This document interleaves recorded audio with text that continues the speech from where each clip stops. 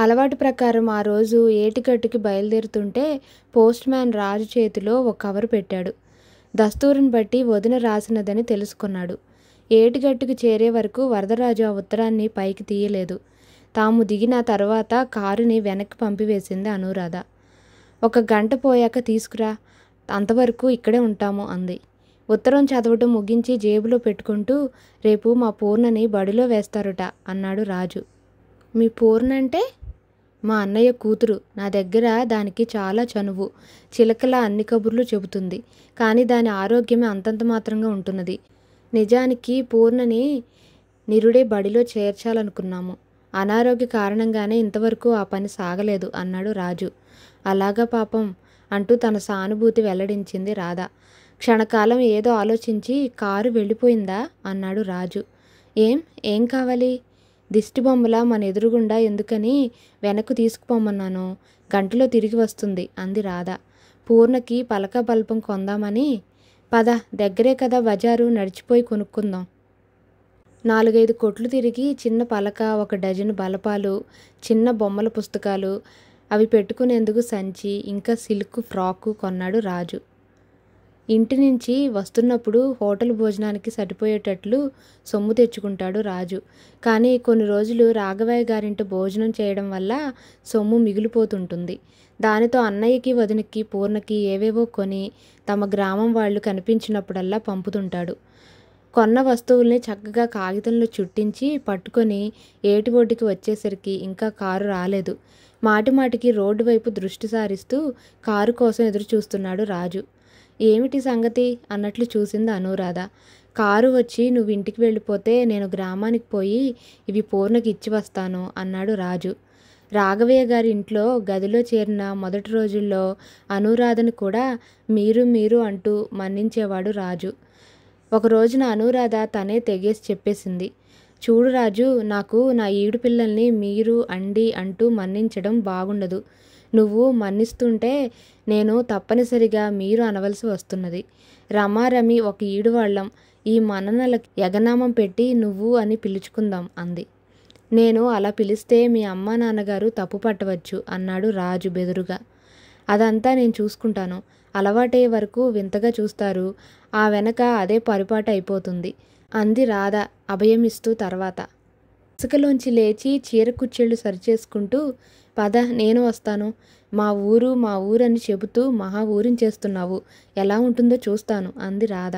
రాజు విస్మయంగా నమ్మలేనట్లు చూస్తూ, నేను నడిచిపోతున్నాను రాధా అన్నాడు. అక్కడికి నేను నడవలేనట్లు వెటకారంగా అంది రాధ. దారి పొడుగున రాజు నోరు ముయ్యకుండా ఏవే కబుర్లు చెబుతూనే ఉన్నాడు. పంటలు, ఫలసాయాలు, చిన్ననాటి తన అనుభవాలు, పరాభవాలు, గ్రామంలో పార్టీలు, గ్రామస్తుల మాటల ధోరణి, తమ ఇరుగు పొరుగుల మనుషుల తీరుతెన్నులు వర్ణిస్తుండగానే ఆ వీధిలో ప్రవేశించారు వారు. అదిగో ఆ ఎర్రమట్టి అరుగుల ఇల్లే మాది. మా వదినకి అరుగులు మాస్తే తోచదు.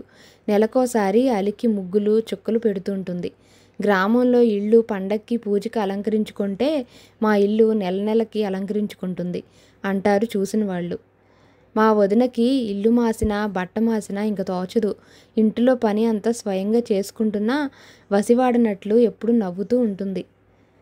భట్రాజులా మీ వదిన్ని మహా పొగిడేస్తున్నావు కానీ ఇంక జోరు తగ్గించు. స్వయంగా చూసి మీ వదిన ఎటువంటిదో నేను తేల్చుకుంటాను అంది రాధ నవ్వుతూ. వీధి అరుగు మీద కూతుర్ని ఒడిలో కూర్చోపెట్టుకొని చేతిలో వెన్నముద్ద, చెంగల్వ పూదండ అంటూ ముక్క విరిచి పద్యం నేర్పుతున్నాడు శివయ్య. పూర్ణ తూచా తప్పకుండా తండ్రిని అనుకరిస్తున్నది. కొన్ని చోట్ల తనకి ముందే తెలుసునన్నట్లు తండ్రి బంగారు అనగానే మొలతాడు అంటూ అందుకుంటున్నది. కూతుర్ని గుండెలకు అదుముకొని, మా తల్లి ఎంత తెలివైందానివమ్మా, 2 సార్లు చెప్పేసరికి అంతా నేర్చేసుకుంటున్నది అంటూ మురిసిపోయి కూతురి తల మీద ముద్దుల వర్షం కురిపిస్తున్నాడు శివయ్య.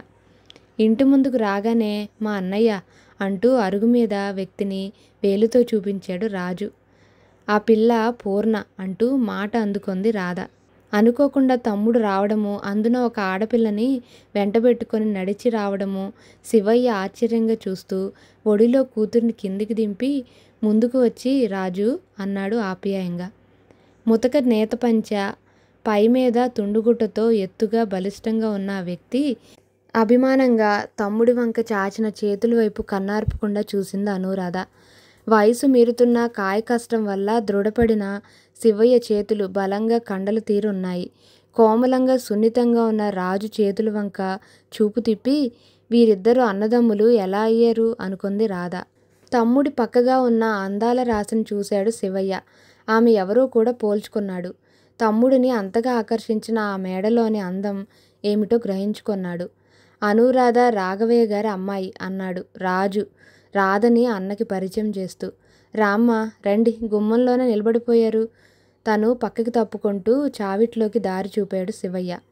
వరదరాజు కాలు ముందుకు వేయకముందే అరుగు మీద నుంచి పూర్ణ పరుగున వచ్చి కాళ్ళకు చుట్టేసుకుంది. మా పూర్ణ రేపటి నుంచి బడికిపోతుందట, నిజమేనేమిటి అంటూ పూర్ణని చేతుల్లోకి తీసుకొని బుగ్గ మీద ముద్దు పెట్టుకున్నాడు రాజు. చిన్నాన్న, నాకు 2 పాటలొచ్చు అంది పూర్ణ ముద్దుగా. ఏది పాడు చూద్దాం ఇంట్లోకి నడుస్తూనే అన్నాడు రాజు. తుండము ఏకదంతము తోరము బజ్జయు ముక్క ముక్కకి 10 బెక్కులు బెక్కుతూ చదువుతున్నది పూర్ణ. అంతలో రాజు పక్కగా నడుస్తున్న అమ్మాయి తన పాట వింటున్నదని గ్రహించి 2 చేతులతో ముఖాన్ని కప్పుకొని, ఇంక నేను పాడను అంది సిగ్గుగా. ఆ మాట అన్న తీరు, సిగ్గుతో ఎర్రబడిన ఆ బుగ్గలు చూసి, నాకు ఇటువంటి చెల్లెలు ఒకటి ఉంటే ఎంతో బాగుండేది అనుకుంది రాధ. పర్వాలేదు, మనవాళ్లేలే, పాడు అన్నాడు రాజు. కానీ పూర్ణ సిగ్గు తరగలేదు. అంది తండ్రి వెనకగా దాక్కుంటూ. పెరట్లో ఆవుపాలు పితుకుతున్న మీనాక్షి చావిట్లో మనుష్యుల అలికిడి, మాటల సందడి విని ఎవరా అనుకుంది. అంతలో శివయ్య పిలుపు వినిపించింది. ఇదిగో మీనాక్షి, మన ఇంటికి ఎవరొచ్చారో చూడు అన్నాడు ఉత్సాహంగా. వస్తున్నా అంటూ 2 నిమిషాలు గడవకముందే చేతిలో పనిని పూర్తి చేసుకుని వచ్చింది మీనాక్షి. వరదరాజు పక్క ఆ పిల్లని చూడగానే ఆ పిల్లే అనురాధ అని పోల్చుకుంది. ఆ పిల్ల గురించి మరిది చెప్పిన మాటల్లో అతిశయోక్తి లేదనుకుంది. ఒకరోజు శివయ్య వెలిబుచ్చిన అనుమానం గుర్తుకు వచ్చింది. ఈ పిల్ల వరదుడి భార్య అయితే అంతకు మించిన అదృష్టం ఇంకేం కావాలి? సంతృప్తిగా ఆమె కళ్ళు మెరిశాయి. అంతకాలంగా రాజు చెబుతున్న మాటల్ని బట్టి రాజు వదిన ఎట్లా ఉంటుందని అనురాధ ఊహించుకుందో ఆ ఊహా చిత్రమే ప్రాణం పోసుకు వచ్చినట్లుంది మీనాక్షి. వరదరాజు తన మాటతో వారి చూపుల తోరణాన్ని తుంచివేశాడు. ఈమె అంటూ అనురాధని పరిచయం చేయబోతుండగానే, నాకు తెలుసు వరదం, అనురాధ అంది మీనాక్షి. మీ వదినకి నా పేరు ఎలా తెలుసు? రాధ చురుకుగా ప్రశ్నించింది. ఆమె నా వదిన అని నీకెలా తెలుసు? రాజు ఎదురు ప్రశ్న వేశాడు. ఇదా నువ్వు చేస్తున్న పని? తెలిసిందిలేని సంగతి అన్నట్లు చూపుడు వేలుతో బెదిరిస్తూ అంది అనురాధ. ఇందులో తప్పేముంది? నాకు ఇష్టమైన వాళ్ళని గురించి నా ఆత్మీయులు అనుకున్న వాళ్లతో చెబుతాను అన్నాడు రాజు అమాయకంగా ముఖం పెట్టి. గోడకి ఎత్తిపెట్టి ఉన్న నవారు మంచాన్ని వాల్చి, కూర్చో అమ్మా అంది మీనాక్షి. అనురాధ మంచం మీద కూర్చొని ఆ ఇంటిని పరిసరాలని వింతగా చూస్తున్నది. అది గమనించిన మీనాక్షి, మీ మేడల్లా ఉంటాయిటమ్మా మా ఇళ్ళు అంది. అది కాదండి, తాటి కమ్మలు రెల్లుగడ్డితో కట్టిన ఇల్లు చూశాను, కానీ ఈ ఇంటికి కూడా పైన రెల్లుగడ్డి ఉంది. ఇంటి లోపల వైపు అగ్ని ప్రమాదాలు వచ్చినా కాలిపోకుండా ఉండేందుకు మన్ను మెత్తారు. ఇటువంటి ఇళ్ళని మిద్దె ఇళ్ళు అంటారు. ఇంటి పైకప్పుకి కొంచెం కిందుగా వెదురు బద్దలతో దడిలా కట్టి దానికి ఇటు అటు మన్ను మెత్తుతారు. ఈ విధంగా చేస్తే ఇంట్లో సామాను అంతా బూడిదైపోయే ప్రమాదం ఉండదు అంది మీనాక్షి వివరిస్తూ. ఇంకా ఆ ఇంటిలో తను చూడని కొత్త వస్తువులు ఏమన్నా ఉన్నాయా అన్నట్లు ఇటు అటు చూసింది అనురాధ. ఆమె కుతూహలాన్ని అర్థం చేసుకున్న మీనాక్షి ఆ పిల్లని వెంటబెట్టుకొని ఇంట్లోని వస్తువులు ఒక్కొక్కటిగా చూపించింది. పక్క వరండాలో ఉన్న ధాన్యపు నందలని, వంట ఇంట్లోని మట్టి జంట పొయ్యిల్ని, నూతిపై కొత్తగా అమర్చిన కర్ర గిలకను, పశువుల కొట్టంలో పేడ, మన్ను అలికిన కుడితి బాణలను ఒక్కటి కూడా విడవకుండా అన్నింటినీ పరిశీలనగా చూపి వాటి వివరాలు అడిగి తెలుసుకుంది అనురాధ. గిలక మీద బాల్చీడు నీళ్లు తోడి, సరదాగానే ఉంది కానీ చెయ్యి ఆ తాడుకు తగిలి రగిలిపోతోంది అంది. అలవాటైన వారికి ఒక బాల్చీడు నీళ్లు తోడేసరికి నీ చేతుల్లా ఎర్రపడిపోవు. నా చేతులు చూడు, ఏటి నీళ్లు తెచ్చి నూతి నీళ్లు తోడి ఎలా బండబారిపోయాయో. రాధ ఆమె మోటుబారిన అరచేతుల్ని చూడలేదు. చేతులకున్న నల్ల రంగు మట్టి గాజుల్ని చూస్తున్నది. ఆమెకి మిగిలి ఉన్న ఆ ఒక్క బంగారు గాజుల జత వరదరాజు బీఎస్సీ 2వ సంవత్సరం కాలేజీ ఫీజు కట్టేందుకు కుదువు పెట్టి ఆ సొమ్ము మరిది చేతిలో పెట్టింది. మా పంటలు తిన్నగా పండితే మాకేం బాధలేదు రాదా. 2 సంవత్సరాలై ఫలసాయం అందుకోనున్న తరుణంలో పంటలకి తెగుళ్ళు పట్టి దిగుబడి సగానికి సగం తగ్గిపోయింది. సర్కారు పన్ను, పనివాళ్లకి, పాలికాపులకి జీతాలు పోను మిగిలిన పంట కటాకటిగా ఏడాది పొడుగు తినేందుకు సరిపోతున్నది. లేకపోతే వదిన చేతిగాజులు తీయవలసిన అవసరం కలిగేదే కాదు. నేను ఉద్యోగంలో చేరగానే మొదటి నెల జీతంతో వదిన గాజులు విడిపించాలి. అప్పటికి కానీ నా చదువు ఉపయోగం పడిందన్న సంతృప్తి నాకు కలగదు అన్నాడు రాజు. ఫస్ట్ మార్కులతో పరీక్షలు పాస్ అవుతున్నావు, నీకేమయ్యా అంటూ రాధ మెచ్చుకుంటుంటే, నాకు కావాల్సింది ఫస్ట్ మార్కులు కాదు రాధా, చదువు ముగిసిన వెంటనే మంచి ఉద్యోగం. అది లభ్యమైన నాడే ఈ మార్కులకి నిజంగా విలువ ఉన్నదని నేను నమ్ముతాను అన్నాడు. అదేమిటి రాజు, ఆ పిల్లని చెప్పా చేయకుండా అలా ఇంటికి తీసుకొచ్చావు? పెద్దింటి పిల్ల, కాస్త పలహారమైనా పెట్టాలంటే ఇంట్లో ఏమి ఉందో ఏమి లేదో అన్నాడు శివయ్య ఆందోళనగా. మొదట నేను రావాలనుకోలేదు అన్నయ్య. రేపు పూర్ణని బడిలో వేస్తున్నారంటూ వదిన రాసిన ఉత్తరం అందింది. పలకా బలపం కొని తెచ్చి దానికిచ్చి ఆశీర్వదించి పోవాలనుకున్నాను. తను వస్తానని తయారైంది. పైగా ఈ నడక అది ఏనాడో అలవాట్లేదేమో. ఎత్తుకు తీసుకువచ్చినట్లు కబుర్లు చెబుతున్నావు, నా బరువు నువ్వేం మోసేవు అంది అనురాధ చావిట్లోకి తిరిగి వస్తున్నప్పుడు మొయ్యలేదు, చీకటి పడితే వెళ్ళేప్పుడు మొయ్యవలసి వస్తుంది. ఇంక బయలుదేరదామా అన్నాడు రాజు. అదేమిటి వరదం, ఇంటికి వచ్చిన పిల్లని అలా కరిచిన పళ్ళతోనే అంపకం పెడతావా? కాస్త ఏదైనా తిని పాలు తాగి మరీ పోదురుగాని. ఈరోజు శనివారం అని మినపరొట్టికి పిండి తడిపి ఉంచాను, 10 నిమిషాల్లో కాలిపోతుంది. అంతవరకు అనురాధకి మన కూర పెరడు చూపించి తీసుకురా అంది మీనాక్షి. కూర పెరళ్ళు పొలాలు వస్తున్నప్పుడు చాలా చూశాను, మీరు మినపరొట్టెలు ఎలా కాలుస్తారో చూస్తాను అంటూ ఆమె వెనుక వంటింట్లోకి దారి తీసింది అనురాధ. ఆ పిల్ల మాటల ధోరణి, అరమరిక లేకుండా ఇంట్లో తిరుగుతున్న తీరు గమనించి ఆశ్చర్యపోయాడు శివయ్య. అంతే అన్నయ్య, పట్నంలో పుట్టి అక్కడే పెరిగిన పిల్లలకు, ముఖ్యంగా రాఘవయ్య గారి వారి వంటి ఇళ్లల్లో పెరిగిన పిల్లలకు ఇటువంటివి చూసే అవకాశం ఉండదు. అన్నం ఉడికేందుకు ఎన్ని నీళ్లు పోయాలో కూడా అనురాధకు తెలియదు. అందుకే అన్నీ వింతగా చూస్తున్నది అన్నాడు రాజు. ఆ 3 ఏళ్లలోనే పట్నవాసుల అలవాట్లు, ఆలోచనలు కాచి వడపోసినట్లు మాట్లాడుతూ. ఎర్రగా కాలిన మూకుళ్ళో చుయ్యమని పిండి పోసి పైన నిప్పులు కప్పి 15 గంటలోనే దోరగా కాలిన గుండ్రని మినపరొట్టె పళ్ళెంలో వేస్తుంటే ఆశ్చర్యంగా చూసింది అనురాధ. నేను ఎన్నటికీ ఇలా ఈ రొట్టెను కాల్చలేను అంది. పైన నిప్పులు సడలకుండా రొట్టె కాలిందో లేదో అని గరిటె కాడ గుచ్చి చూస్తున్న మీనాక్షితో. ఇటువంటి పనులు చేయలేకపోతేనేం రాదా, నువ్వు ఇంకో రకమైన పనులు చేయగలవు. నేను నీలా వీణ వాయించగలనా, కమ్మగా పాడగలనా అంది మీనాక్షి. మా ఇంటి గురించి రాజు అంతా మీతో చెబుతున్నాడన్నమాట. ముఖ్యంగా నీ గురించే. మాట మధ్యలో ఆపి చురుకుగా అనురాధ కళ్ళల్లోకి చూసింది మీనాక్షి. ఆ పిల్ల కళ్ళల్లో ఓ తళుకు తొంగి చూసి తొలగిపోయింది. మినపరొట్టె పలహారంగా చేసి కమ్మని ఆవుపాలు తాగి వారు బయలుదేరిపోయేసరికి బాగా చీకటి పడింది. ఈ రాత్రికి ఉండిపోండి, రేపు వెళ్ళవచ్చు అంది మీనాక్షి.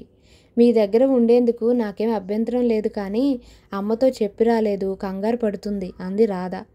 శివయ్య పై మీద గుడ్డ సర్దుకుంటూ వడిగా వెళ్ళి అప్పన్నగారితో అవసరం చెప్పి బండి తీసుకొచ్చాడు. ఏటి రాజబాబు, రాక వచ్చేవు, రేపు పూర్ణమ్మని బడిలో వేస్తారుట, ఉండకుండా వెళ్ళిపోతున్నావా అన్నాడు రాములు. లేదు, వెళ్ళిపోవాలి రాముడు, ఈ అమ్మాయి కూడా తోడు ఉన్నది అన్నాడు రాజు.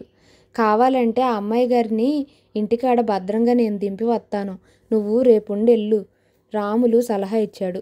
వరదరాజు వదిన వైపు చూశాడు. వెంటబెట్టుకు ఇంటికి తీసుకొచ్చిన వాడివి ఆ పిల్లని ఒంటరిగా పంపుతావా, నువ్వు కూడా వెళ్ళు అంది మీనాక్షి. నాకేం భయం లేదు, ఉండాలనుకుంటే నువ్వు ఉండిపోరాజు అంది అనురాధ. లేదు, నేను వస్తున్నాను పద అన్నాడు రాజు. తను తెచ్చిన వస్తువుల్ని పూర్ణ చేతిలో పెట్టి, పూర్ణ, బాగా చదువుకొని వేగంగా పెద్దదానివైపోతే నువ్వు కూడా పట్నం వచ్చేయచ్చు, అప్పుడు హాయిగా మనం కలిసి చదువుకుందాం అన్నాడు రాజు. చిన్నాన్న, నువ్వు మళ్ళా వచ్చేసరికి నేనింత చదువు చదువుకుంటాను. 2 చేతుల్ని చేయగలిగినంత దూరం చేస్తూ చూపింది పూర్ణ. అప్పుడు నీకు నేనింత పెద్ద పుస్తకం తెస్తాను. పూర్ణ బుగ్గల్ని పుణికి ముద్దు పెట్టుకుంటూ అంది అనూరాధ. సిగ్గుగా చేతులతో ముఖం కప్పుకొని వేళ్ల సందుల్లోంచి దొంగచూపులు చూసింది పూర్ణ. 10 రోజులుగా ఎప్పుడు ఈనుతుందో అని చూస్తున్న ఎర్రావు ఆ తెల్లవారుజామున ఈనింది. సలక్షణంగా మొదటి కానుపుకి కోడి పెయ్యను వేసింది. కలవ కళ్ళు, కుచ్చుతోక, తెల్లటి ముఖం మీద సింధూరం దిద్దినట్లు ఎర్రటి మచ్చ. ఆవుల సాల వదిలి రాబుది కాలేదు వరదరాజుకి, పూర్ణకి. రాజు బీఎస్సీ ఫైనల్ ఎగ్జామినేషన్స్ అయిన వెంటనే తను గ్రామం చేరుకొన్నాడు. పూర్ణ 1వ క్లాసు పాస్ అయ్యి 2వ క్లాసులోకి వచ్చింది. ఇద్దరికీ సెలవులే. కబుర్లకి కథలకి అంతం లేదు. పూర్ణ చిలిపి చేష్టలతో, అన్నా వదినల అభిమానంతో రాజుకి సెలవులు ఇట్టే గడిచిపోయినట్లు అయ్యాయి. పరీక్ష ఫలితాలు తెలిసే సమయం దగ్గర పడుతున్న కొలది ముందు ఏమి చేయాలన్న ఆలోచన రాజు మనసులో కదలజొచ్చింది. ఎంఎస్సీ చదివితే మళ్ళా 2 సంవత్సరాలు చదువు. తను ఆర్జించి పెట్టకపోవడం సరికదా, అన్నని నెల నెలకి సొమ్ము పంపమనాలి. ఎంతకని అప్పులు చేసి పంపుతాడు? ఎవరిస్తారు అప్పు? రాజు ఒక నిశ్చయానికి రాకముందే పరీక్ష ఫలితాలు తెలిసాయి. రాజు, పూర్ణ ఆ రోజే పుట్టిన బుజ్జాయి అందచందాలు చూస్తుండగా వీధిలో నుంచి సత్తిబాబు కేక పెట్టాడు. పరీక్ష ఫలితాలు తెలిసిన వెంటనే తను కబురు పెట్టమని వరదరాజు సత్తిబాబుతో చెప్పివచ్చాడు. ఏదో పని మీద ఆ గ్రామం వస్తూ ఆ వార్త స్వయంగా తీసుకొచ్చాడు సత్తిబాబు. అతని చేతిలోని పేపర్ అందుకొని ఆత్రంగా తీసి నెంబర్ చూసుకున్నాడు రాజు. 1st class. తను 1st క్లాసులో పాస్ అయ్యాడు. ఇంటిలోనికి ఒకటే పరుగు తీశాడు. వదినా, నేను పరీక్ష పాస్ అయ్యాను వదినా, 1st క్లాసులో పాస్ అయ్యాను. ఆవుకి తవుడు మేపుతున్న మీనాక్షి చేయి దులుపుకోకుండా వరదం అంటూ వచ్చి కౌగిలించుకుంది. తన వయసుని మర్చిపోయి రాజు వదిన కౌగిల్లో ఇమిడిపోయాడు. వరదరాజు పీయూసీ చదువు కోసం పట్నం వెళ్లే ముందు ఇదే విధంగా వదిన గుండెల్లో తలదాచుకుంటే, నువ్వు పెద్దవాడు అవుతున్నావు వరదం, పెద్దవాళ్ళ ప్రవర్తించాలి అంటూ బుద్ధులు చెప్పింది మీనాక్షి. కానీ ఈరోజు ఆమెకి తన భుజం మీద జో కొట్టి నిద్రపుచ్చిన చిన్న మరిదిలాగే కనిపించాడు రాజు. వదిన మరుదులను ఆ పరిస్థితిలో చూసి శివయ్య ఏమిటిది, ఏమైంది అంటూ ముందుకు వచ్చాడు. వరదుడు పరీక్ష పాస్ అయ్యాడండి, 1st క్లాసులో పాస్ అయ్యాడు అంది మీనాక్షి సంతోషంగా. ఆమె ముఖం మీద అష్టైశ్వర్యాలు పొందినంత తృప్తి కనిపించింది శివయ్యకి. ఏమిటి రాజు, 1st క్లాసే? ఈసారి తమ్ముణ్ణి కౌగిలించుకోవటం శివయ్య వంతైంది. ఆనందం, ఆశ్చర్యం ఒక హద్దులోకి వచ్చాక తన షర్టుకి అంటిన తవుడు దులుపుకోసాగాడు వరదరాజు. మీనాక్షి ఆవు జున్ను పంచే నెపంతో ఇరిగింటికి వెళ్ళి తన మరిది 1st క్లాసులో పరీక్ష పాస్ అయ్యాడన్న వార్త అందించింది. 4 ఇళ్ల అవతల ఉన్న నారాయణమ్మకి, 10 ఇళ్ల దాటాక ఉన్న పద్మావతికి కూడా ఆ వార్త అందించి మీనాక్షి తిరిగి వచ్చేసరికి వారింటి ముందు సైకిల్ ఉంది. ఎవరు వచ్చి ఉంటారు చెప్పమా అని ఆలోచిస్తూ గుమ్మంలో కాలు పెట్టింది. చావిట్లో నవారు మంచం మీద కూర్చున్న మనిషిని చూసి తను ఎన్నడూ చూడని ఆ చుట్టం ఎవరా అనుకుంది. అంతలో వరదరాజు బట్టలు మార్చుకుని వచ్చి, పదండి వెళదాం అంటూ అతన్ని లేవగొట్టాడు. ఏమీ తెలియక తెల్లబోయి చూస్తున్న మీనాక్షికి సంగతి వివరించి చెప్పాడు శివయ్య. అతడు రాఘవయ్య గారి గుమస్తా. వారెందుకో రాజును రమ్మని కబురు పంపారు అన్నాడు భార్యతో. పరీక్ష పాస్ అయ్యాడని చూసి ఉంటారు, తమ సంతోషం తెలియజేయటానికి పిలిచి ఉంటారు. 2 ఏళ్ల పాటు వారింట ఉండి చదువుకున్నాడు కదా, ఆ పాటి అభిమానం ఉండడం సహజమే. అందులో ఆ పిల్లకి వరదుడంటే చాలా ఇష్టం అంది మీనాక్షి.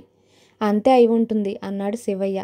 వరదరాజు కోసం ఎదురు చూస్తున్నట్లు వీధి సావిట్లోనే కూర్చున్నారు రాఘవయ్య, రాజమ్మ. గుమ్మంలో చూస్తూనే, రావయ్య రా, 1st క్లాసులో మంచి మార్కులతో పాస్ అయ్యేవు అన్నారు భార్యాభర్తలిద్దరూ. కాస్తసేపు చదువు, సంధ్యలు, పరీక్షల గురించి మాటలు సాగాక, ఇక ముందు ఏం చేయాలనుకుంటున్నావు అంటూ ప్రశ్నించాడు రాఘవయ్య. నిజానికి వరదరాజు అప్పటికి ఓ నిర్ణయానికి రాకపోయినా తనకు ఉద్యోగం మీద ఆపేక్ష ఉందని తెలిపితే వాళ్ళ ఆఫీసులో ఏదైనా పని ఇస్తాడేమో అన్న ఆశతో ఉద్యోగంలో ప్రవేశిద్దామనుకుంటున్నానండి అన్నాడు.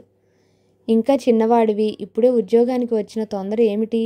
ఎంఎస్సీ చదవరాదు అంది రాజమ్మ. చదువుకునేందుకు వయసున్నా పరిస్థితులు అనుకూలంగా లేవండి. అసలే 3 ఏళ్లయి పంటలు తిన్నగా పండటం లేదు. ఆ పైన కరువొకటి. ఎంత జాగ్రత్తగా ఖర్చు చేసుకున్నా వచ్చిన సొమ్ము కుటుంబం గడిచేందుకే చాలటం లేదు. పైగా నా చదువొకటి. మీ దయ వల్ల ఈ పాటి సహాయం చేశారు కాబట్టి ఇదైనా పూర్తి చేయగలిగాను.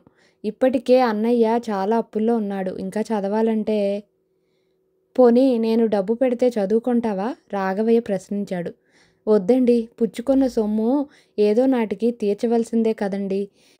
ఇంకా అప్పుల్లో మునిగిపోతే మాకున్న భూమి, ఇల్లు అమ్ముకోందే తీర్చుకునే అవకాశం లేదు. ఏదో ఉద్యోగం చూసుకొని 10 రాళ్లు తెచ్చుకుంటే ఆ పంటకి ఈ జీతం తోడు కాగా ఎలాగోలాగా గడుపుకోవచ్చును అన్నాడు రాజు. రాఘవయ్య సాభిప్రాయంగా భార్య వైపు చూశాడు.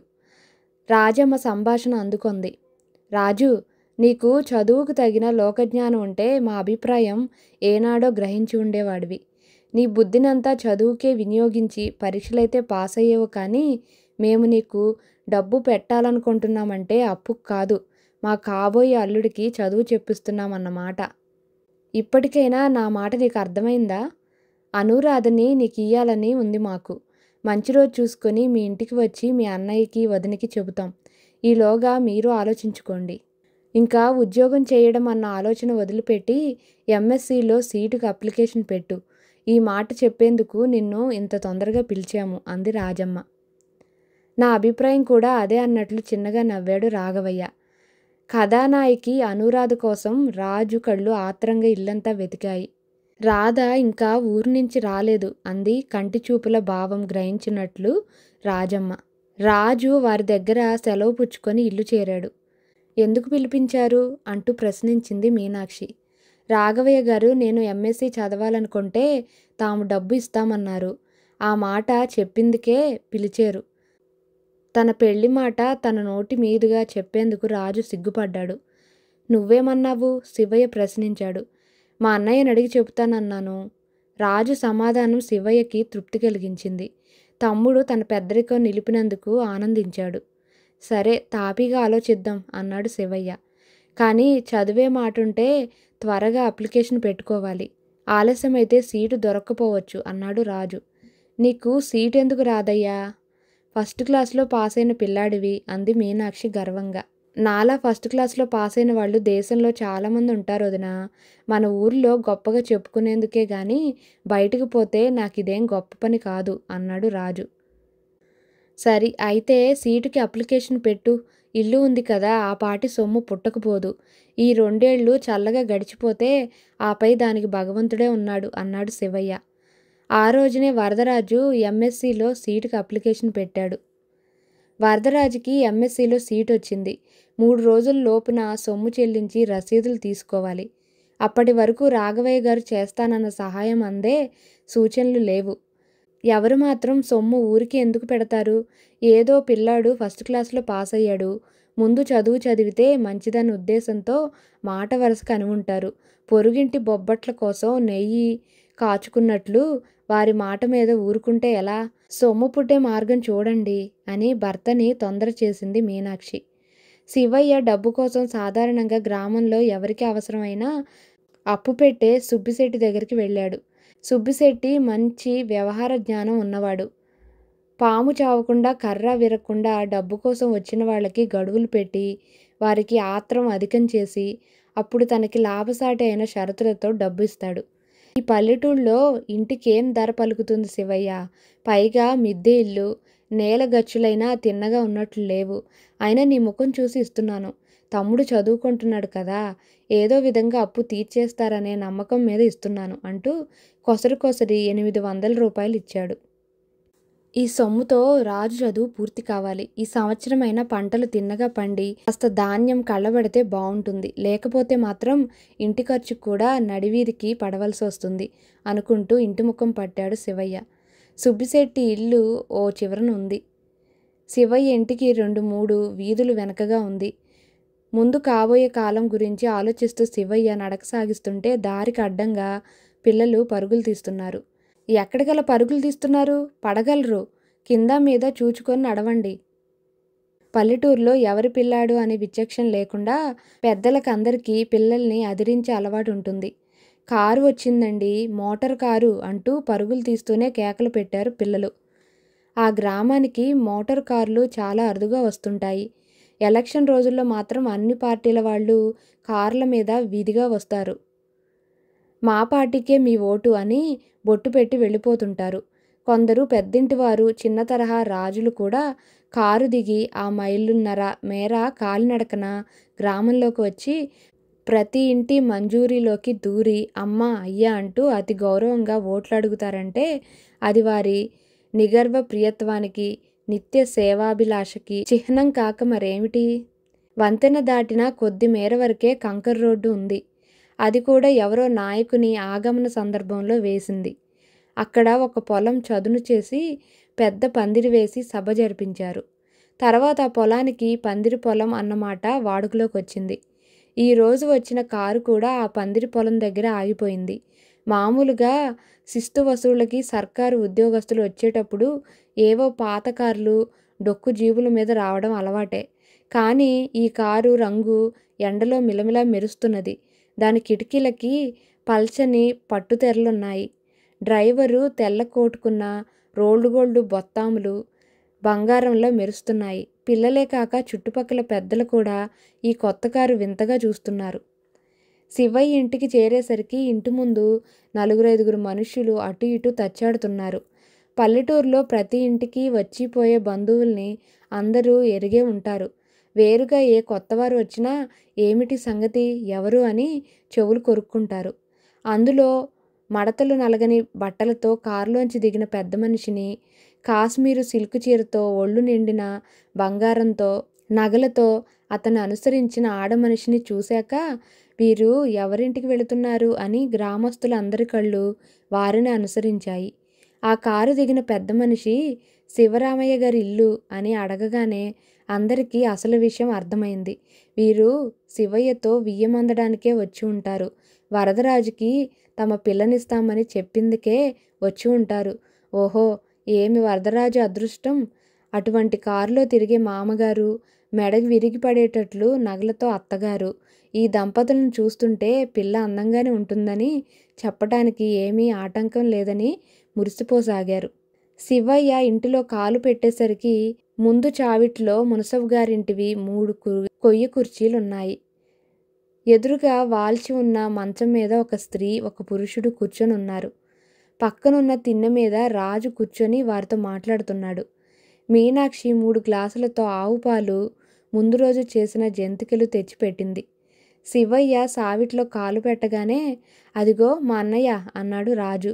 శివయ్య మంచం మీద నుంచి లేచే ప్రయత్నంలో ఉండగానే రాఘవయ్య గారిన అన్నయ్య, ఆవిడ అనురాధ తల్లి రాజమ్మ గారు అంటూ అన్నకి పరిచయం చేశాడు. రాఘవయ్య, శివయ్య నమస్కారం అంటూ ఒకేసారి చేతులు జోడించారు. నమస్కారం అమ్మా, మీ గురించి, రాఘవయ్య గారిని గురించి మా రాజు చెబుతూనే ఉంటాడు.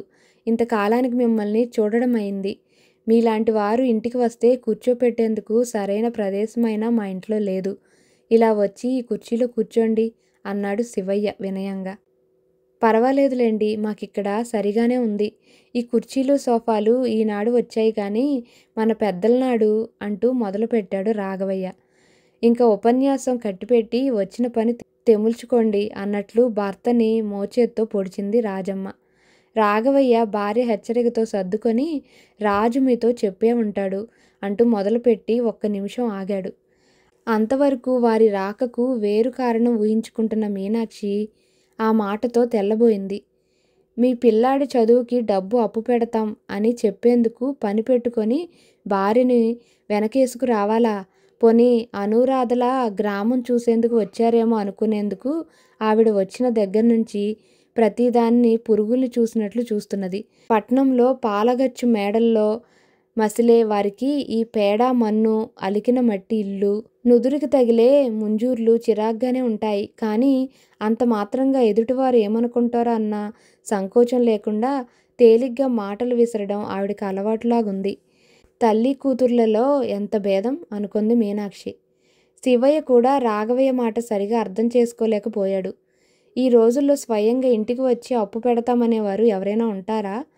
ఆ మాట చెప్పేందుకు ఈ శ్రీమంతుడు ఇల్లు దాటి పల్లె పట్టుకు వచ్చాడా? అదేం కాదు, ఇందులో ఇంకేదో ఉంది అనుకున్నాడు. తన అనుమానాల్ని, ఆలోచనల్ని మనసులోనే నిలుపుకొని అవును, ఆ విషయం రాజు చెప్పాడు. మీకెందుకు శ్రమ కలిగించడమని ఇప్పుడే ఇంకో విధంగా ఏర్పాటు చేసి సొమ్ము తీసుకువచ్చాను. లాల్చి పక్క జేబులోంచి నోట్లని పైకి తీస్తూ అన్నాడు శివయ్య. పచ్చని అంత లావుపాటి రాజమ్మ శివయ్య మాటలతో నీళ్లు జల్లిన కొరుకంచులా ముఖం మార్చుకుంది. కోరి పిల్లనిస్తామని తనంతటివాడు ఇల్లు చొచ్చుకొని వస్తే మీ సొమ్ము, మీ సంబంధము మాకు వద్దని ఈ పూరింటి యజమాని ఎలా చెప్పగలుగుతున్నాడు? ఆశ్చర్యం కాస్త తగ్గించుకొని విషయం వివరంగా తేల్చుకుందామని. డబ్బు విషయం కాక రాజు మీతో మరేం చెప్పలేదా? అన్నాడు రాఘవయ్య. వాళ్ళు వచ్చిన దగ్గర నుంచి మాటమాటికి తడబడుతూ పెదవులు తడుపుకుంటున్న వరదరాజు సిగ్గుతో తలదించుకున్నాడు. మీనాక్షి, శివయ్యల మనసుకి ఊరట కలిగింది. తమ అంచనాలు మరీ అంత తప్పుగా లేవని సంతృప్తి పడ్డారు. ఇంకే విషయం? అన్నాడు శివయ్య. ఆ విషయం ఏమిటో తన ఊహకు కూడా అందనట్లు ముఖం పెట్టి. మీ రాజుకి మా అమ్మాయినిచ్చి పెళ్లి చేయాలనే మా అభిప్రాయాన్ని మీకు తెలియజేయమన్నాము. అవునా రాజు? మాట మాత్రంగానైనా అనకుండా ఇంత మంచి వార్త మనసులో ఎలా దాచుకున్నావురా? అన్నాడు శివయ్య తమ్ముని చూస్తూ. మౌనమే రాజు సమాధానమైంది. చిన్నపిల్లడు తన పెళ్లి విషయం తనే చెప్పుకునేందుకు సిగ్గుపడుంటాడు అంది మీనాక్షి మరిదిని సమర్థిస్తూ. సరే పోనీ, అప్పుడు తెలియకపోయినా ఇప్పుడు తెలిసింది కదా, మీ అభిప్రాయం ఏమిటి? అంది రాజమ్మ. మీ వంటి పెద్దలు వచ్చి పిల్లనిస్తామంటే కాదంటామా? అది మా భాగ్యంగా భావిస్తాం కానీ అన్నాడు శివయ్య వినయంగా. చూడండి శివరామయ్య గారు, నాకు అనురాధ ఒక్కతే కూతురు. పిల్లని మీరు చూసే ఉన్నారు కాబట్టి నేనేం వేరుగా చెప్పవలసిన అవసరం లేదు. నాకు పట్నంలో 3 మేడలున్నాయి. ఇంకా షుగర్ ఫ్యాక్టరీ ఉంది. చాలా కంపెనీల్లో చెప్పుకోవలసినన్ని షేర్లున్నాయి. ఈ ఆస్తి అంతా మా రాధకే చెందుతుంది. మీ తమ్ముడు వరదరాజుని 3 ఏళ్లుగా చూస్తున్నాము. పిల్లాడు మంచివాడు. పెద్దల ఎడల వినయ విధేయతలు కలవాడు. ముఖ్యంగా మా రాధకి నచ్చినవాడు. అల్లుడు ఆస్తిపరుడు కావాలన్న కోరికతో పిల్లని ఎక్కడికో దూరం పంపాలన్న అభిప్రాయం మాకు లేదు. మాకున్న ఆస్తి కూర్చొని తిన్నా 3 తరాల వరకు తరగదు. రాజుని అల్లుడుగా చేసుకుంటే ఇద్దరూ మా కళ్ళ ముందు ఉంటారని మా ఆశ అన్నాడు రాఘవయ్య. క్షణకాలం శివయ్య అతని మాటకి అవునని కాదని జవాబు చెప్పలేదు. ఒకసారి భార్య వైపు చూశాడు. ఈ విషయం మీకు అంగీకారం అయితే ఈరోజు మంచిదే, నిశ్చయ తాంబూలాలు పుచ్చుకుందాం అంది రాజమ్మ. శివయ్య రాజమ్మ మాటకి జవాబు చెప్పలేదు. రాఘవయ్య వంక తిరిగి, రాఘవయ్య గారు, మీ ఉద్దేశం నాకు స్పష్టంగా తెలియలేదు. రాజుని ఇల్లరికం ఉంచుకుందామని మీ అభిప్రాయమా? అంటూ ప్రశ్నించాడు. అబ్బెబ్బే, అటువంటిదేం లేదు శివయ్య గారు. కాలేజీ చదువుకొని రాజు ఈ పల్లెటూరులో కూర్చోడు కదా. ఉద్యోగమో వ్యాపారమో ఏది చేసినా పట్నంలోనే ఉంటాడు.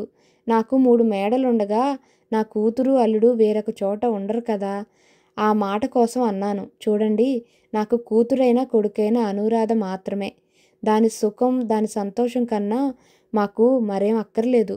ఇంతకీ ఈ ఊరికి ఆ ఊరికి మధ్య దూరం ఎంత కాబట్టి అక్కడ కారులో కాలు పెడితే ఇక్కడ ఇంట్లో దిగినట్లే అన్నాడు రాఘవయ్య.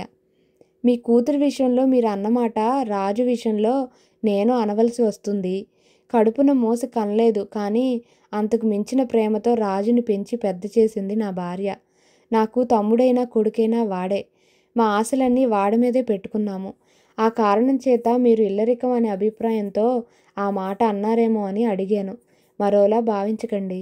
అంతకు మించి మీ సంబంధం పట్ల మాకు ఆక్షేపణ ఏముంటుంది? రాజు ముఖం చూస్తుంటే వాడిని అడిగే అవసరమే కనిపించడం లేదు. ఇక నాకు నా భార్యకు వాడి ఆనందాన్ని ఇష్టాన్ని మించిన కోరికలు లేవు అన్నాడు శివయ్య. రాజమ్మకి అక్కడ జరుగుతున్న సంభాషణలు అంతా తృప్తికరంగా లేకపోయినా ముందు ఆ 3 ముళ్ళు పడనే అటు నుంచి నరుకు రావచ్చు అనుకుంది. 4-5 గ్రామ పెద్దలు ముత్తైదువులు వచ్చారు. కారులో నుంచి నిశ్చితార్థానికి అవసరమైన సామాన్లు వచ్చాయి. అరగంటలో అంతా పూర్తయిపోయింది. వదినగారు గడుసువారే, అన్ని ఏర్పాట్లు చేసుకునే వచ్చారు అంది మీనాక్షి వారు తెచ్చిన వస్తువులను చూస్తూ. లేకపోతే దగ్గరలోనే మళ్ళా రావాల్సి ఉంటుంది కదా, ఇంత దూరం నడిచి రావడం అంటే మాటలా అంది రాజమ్మ. రాఘవయ్య చేతులు జోడిస్తూ, వస్తానమ్మా మీనాక్షమ్మ, మా అనురాధ మీ గురించి ఎంతగానో చెబుతూ ఉంటుంది. ఈ రోజుకి చూడడమైంది. మన మధ్య ఈ బాంధవ్యం కలిసినందుకు నాకు చాలా సంతోషంగా ఉంది అన్నాడు. కారు వరకు శివయ్య వచ్చి అంపకం పెట్టి సెలవు తీసుకున్నాడు. కారు వదిలి వంతెన దాటుతుంటే ఆవిడ్ని మరీ భట్రాజులా అంతలా పొగుడుతారే అంది రాజమ్మ ముఖం మార్చుకుంటూ. మనిషిలో ఉన్న మంచిని గుర్తించడంలో తప్పేముంది? రాజు తన వదిన గురించి చెప్పిన మాటలు అక్షరాల నిజం. ఆవిడ నిండుకుండ వంటి మనిషి అన్నాడు రాఘవయ్య. ఇంకేం, తండ్రి కూతుళ్ళు అలా ఆవిడ భజన చేస్తూ కూర్చోండి. ఏడాది తిరిగేసరికి ఏటి నీళ్ళకి మీ కూతుర్ని ఎత్తిన ఆవిడ బిందె ఎత్తకపోతే నా పేరు రాజమ్మ కాదు అంది ఉక్రోషంగా రాజమ్మ. మంచిదే, తిని కూర్చుంటూ నీలాగా కదల్లేని శరీరాన్ని పెంచుకునే కంటే ఆడదానిలా అందంగా ఉంటుంది నీ కూతురు అన్నాడు రాఘవయ్య నవ్వుతూ. భర్త వంక చురచురా చూసి ఏదో అనబోయి తమ సంభాషణ డ్రైవరు వింటున్నాడని గ్రహించి ఊరుకుంది రాజమ్మ. శివయ్య తమ్ముడి చదువుకు తెచ్చిన సొమ్ము పెళ్లి ఖర్చులకు అయిపోయింది. అనూరాధకి 2 కంచి పట్టుచీరలు కొన్నాడు శివయ్య. రాజుకి మంచి సూటు కుట్టించాడు. ఇంకా మీనాక్షికి, పూర్ణకి, తనకి బట్టలు కొన్నాడు. మనుగుడుపులకి అవసరమైన వస్తువులన్నీ సమకూర్చుకొని పెళ్లికి తరలి వచ్చాడు. అనూరాధ వరదరాజుల వివాహం అతి వైభవంగా జరిగిపోయింది. ఆ ఆనందోత్సవాల్లో నిన్న, నేడు, రేపు భేదం లేకుండా 3 రోజులు గడిచాయి. డిన్నర్ పార్టీలు, టీ పార్టీలు, పాటల కచేరీలు, భరతనాట్యాలు. ఎందరో కళ్ళు జిగేలుమనే కారుల్లో వచ్చి వధూవరులను ఆశీర్వదించి కానుకలందించారు. ఆ ఉత్సవానికి రాలేని మరెందరో టెలిగ్రాముల ద్వారా, ఉత్తరాల ద్వారా తమ శుభాకాంక్షలు పంపించారు. ఏమి వైభవం, ఏమి ఉత్సవం అనుకొన్నారు శివయ్య తోడుకొని వచ్చిన గ్రామ పెద్దలు. వీధి పొడుగునా పందిళ్లే. విందు భోజనాలకి అంతే లేదు. ఏదో సినిమా చూస్తున్నట్లు వచ్చిపోయే వారంతా అందులోని పాత్రలన్నట్లు కళ్ళు ఇంతంత చేసుకొని చూడసాగింది మీనాక్షి. వరదుడికి ఈ సంబంధం రాకపోతే ఇటువంటి జీవితం అంటూ ఉంటుందని తను కల్లో కూడా ఊహించుకోలేకపోయి ఉండును. ఏమి మనుష్యులు, ఏమి నగలు, ఏమి అలంకరణలు, ఏమి ఆటలు పాటలు, నవ్వులు నాట్యాలు, ఎంత తీయటి బ్రతుకులు వీరివి అనుకొని ఆశ్చర్యపోయింది. ప్రత్యేకంగా వేలెత్తి చూపే అవకాశం లేకపోయినా పెళ్లిలో తమకు ఏదో అవమానం జరిగినట్లే అనిపించింది శివయ్యకి. అటువంటిదేం లేదు. ఈ రకమైన జీవితాన్ని మనం చూడలేదు. ఇటువంటి పరిసరాల్లో మసలలేదు. ఎవరితో ఎలా మాట్లాడాలో, ఏ పని ఎలా చెయ్యాలో తెలియక తికమక పడ్డాం. అంతకన్నా ఏమీ లేదు అంటూ భర్తకి నచ్చజెప్పింది మీనాక్షి. వియ్యాలవారు మనుగుడుపులకు వచ్చినప్పుడు ప్రవర్తించిన తీరు చూసిన తర్వాత తనది కేవలం అనుమానమే అని, ఒకవేళ అటువంటిదేమైనా జరిగినా పెళ్లివారు కావాలని చేసింది కాదని నిర్ధారించుకున్నాడు శివయ్య. ఆ 3 రోజులు రాజమ్మ కూడా తన అతిశయాన్ని, ఆధిక్యాన్ని ఒక మూల పెట్టి ఆడపిల్ల తల్లిలాగే ప్రవర్తించింది. మీనాక్షితో నవ్వుతూ సరదాగా మాట్లాడింది. ఏమిటో ఒకసారి చూసి మనుష్యుల మంచి చెడ్డల్ని అంచనా కట్టగలం అనుకుంటాము. కానీ అది అంత సులువైన పని కాదు. ఆ రోజు ఆవిడని చూసి ఏమేమో అనుకున్నాను. ఇప్పుడు ఎంత కలుపుగోలుతనంగా ఉండి మాట్లాడుతున్నది అనుకుంది మీనాక్షి. మీనాక్షి ఇంటి పనుల్లో మునిగి ఉంటే పూర్ణ ముస్తాబు బాధ్యత అనూరాధ తనకు తానుగా స్వీకరించింది. పూర్ణకి అనూరాధ దగ్గర కొత్తదనం పోయి చనువు ఏర్పడింది. పిన్ని పిన్ని అంటూ ఆమెను క్షణం వదలకుండా తిరగసాగింది. అమ్మా, మన ఇంట్లో ఇటువంటి చిన్న పాప ఒకటి ఉంటే బాగుండేది కదమ్మా అంది అనూరాధ పూర్ణను ఎత్తుకొని ముద్దులాడుతూ. అది సరే కానీ ఆ కాళ్ళు ఎంత కుళ్ళుగా ఉన్నాయో చూడు, చీరకు తగిలితే పాడవుతుంది కూతుర్ని హెచ్చరించింది రాజమ్మ. అలా మీగడ వంటి పూర్ణ ముద్దు ముఖాన్ని నేను చూస్తుంటే నువ్వు మట్టి కొట్టుకున్న కాళ్ళను చూస్తున్నావు. తమాషాగా ఉంది కదమ్మా. ఆ మాటని కాస్త విసురుగానే పూర్ణం తీసుకొని వెళ్ళిపోయింది అనూరాధ. దీనికి ఇప్పుడే అత్తింటి వారంటే ఇంత అభిమానం మొలుచుకొచ్చిందేమిటో అంది రాజమ్మ భర్తతో. అది ఈ ఇంటి కోడలు కాకముందు నుంచి పూర్ణంటే దానికి అభిమానం ఉంది. ఈరోజు కొత్తగా వచ్చింది కాదు అన్నాడు రాఘవయ్య. రాఘవయ్య గారి కుటుంబం తిరిగి వెళ్ళిపోతుంటే మీనాక్షి అనూరాధకు బొట్టు పెట్టి ఒక పొళ్ళ చేమంతి బిళ్ళ చేతిలో పెట్టింది. ఇదేమిటక్కయ్య, నాకెందుకు ఇస్తున్నావు? నువ్వు ఉంచుకో అంది అనూరాధ. అంతవరకు మీనాక్షిని ఇంటి పెద్ద కాబట్టి అత్తయ్య అని పిలవాలా, రాజుకు వదిన కాబట్టి అక్కయ్య అని పిలవాలా అని ఆలోచిస్తున్న అనూరాధకి తన నోటి వెంట అప్రయత్నంగా వచ్చిన ఆ మాటతో సమస్య తీరిపోయింది. తనని అక్కయ్య అని అనూరాధ పిలిచేసరికి తన చిన్నతనంలోనే చచ్చిపోయిన చెల్లెలు జ్ఞాపకం వచ్చింది మీనాక్షికి. ఆ చెల్లెలే పెరిగి పెద్దయ్యి ఎదుట నిలిచి పిలుస్తున్నట్లు అనిపించింది. చెల్లి చెల్లి అంటూ నీళ్లు నిండిన కళ్ళతో అనూరాధని కౌగిలించుకుంది. ఆ పిలుపులోని ఏదో అనుభూతికి అనూరాధ హృదయం కూడా ఆప్యాయతతో కరిగిపోయింది. తన చేతుల్ని మీనాక్షి భుజాల మీదుగా వేస్తూ అక్కా అంది తీయగా. వీరిద్దరి వంక అర్థం కానట్లు చూస్తూ నిలబడిపోయింది రాజమ్మ. అంతలోనే తన ఆవేశానికి సిగ్గుపడి అనూరాధను వదిలి కళ్ళు తుడుచుకుంది మీనాక్షి. ఆమె బుగ్గ మీద నిలిచిపోయిన ఒక్క కన్నీటి బొట్టు తన కొనగోట చిమ్మివేసింది అనూరాధ. దీనిని నీకోసమే ఇంతకాలం దాచానమ్మా. ఈ పొళ్ల చామంతి బిళ్ళ మీ అత్తగారిది. ఆమెకి ఆశీస్సులతో ఎవరిచ్చారో నాకు తెలియదు. దీనిని మా వరదరాజు భార్యకి దాచి ఇస్తాను అంటుండేది. నీకు నగలకేం కొదవలేదు. నేను ఇవ్వగలిగేదేదీ లేదు. కానీ ఇది ఆమె ఆశీర్వాదంగా భావించి గుర్తుగా నీ దగ్గర ఉంచుకో అంది మీనాక్షి అనూరాధ చేతిలో పెడుతూ. అనూరాధ వెనక్కి తిరిగి నీ చేతులతోనే నా జడ మీద తిప్పు అక్కయ్య అంది. రాజమ్మ కాస్త అటుగా వెళ్ళి ఇంకా తెమిలిరా రాధా, మీ నాన్నగారు చూస్తున్నారు అంటూ కేక పెట్టింది.